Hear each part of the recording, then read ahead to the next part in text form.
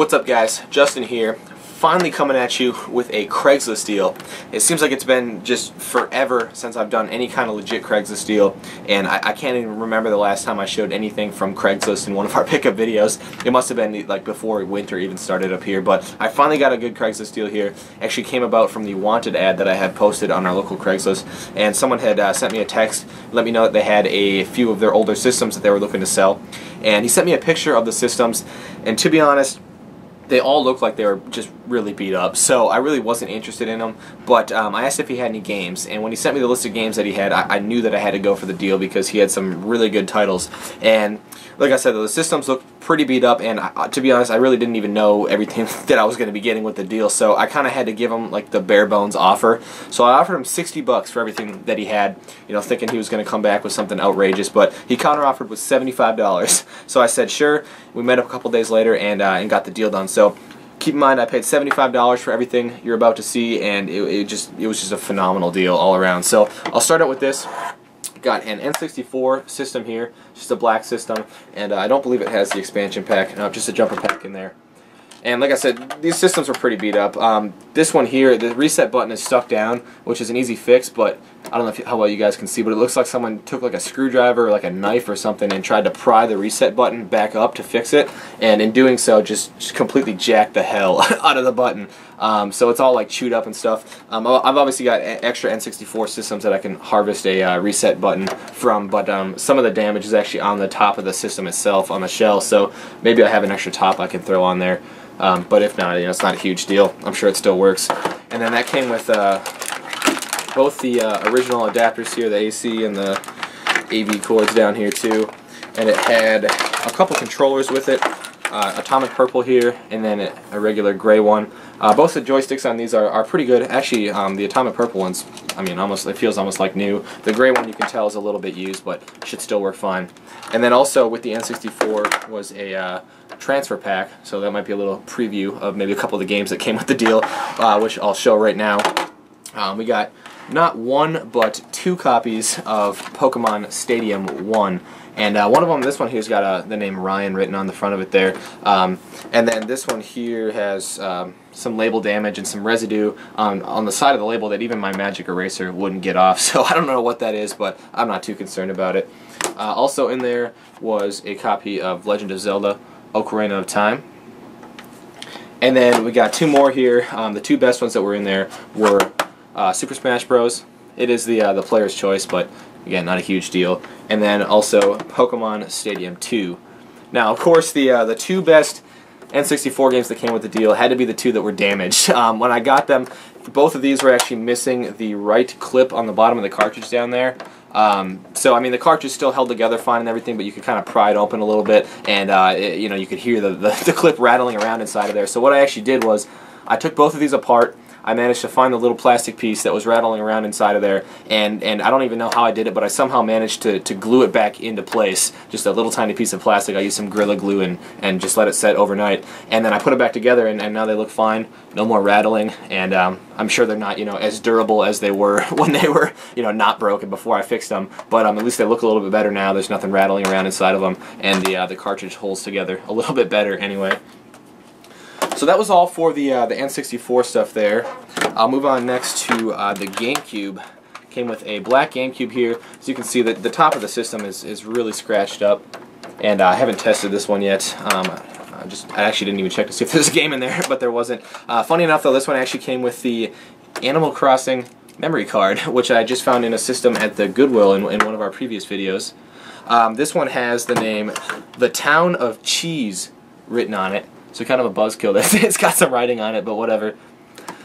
And then that came with the power cord here, original power cord. And it came with one of these cheapo AV cables. I guess I could use this for the N64 too, it doesn't really matter, but it's not like a Nintendo brand one, it's just one of like the $2 Chinese made ones. And then it had one black controller with it, which seems like it's in, you know, perfect working condition. And then got some games with the GameCube as well. This first one here I actually didn't have for my collection. I think I remember seeing this game. We were at Upon America when we went down to see Van Halen, and they had this game there. I had it like in my basket to buy it, and then when I got to the counter and saw the condition of the disc, I had to pass on it. But it's nothing special anyway. SpongeBob SquarePants, Lights, Camera, Pants. So I really don't know what to expect out of this one, but it's another one for the collection anyway. I actually don't have this next one either, but it is the Player's Choice version, so I'm not sure if I'm going to hang on to this one. But it's Pac-Man Versus and Pac-Man World 2. This one was also complete.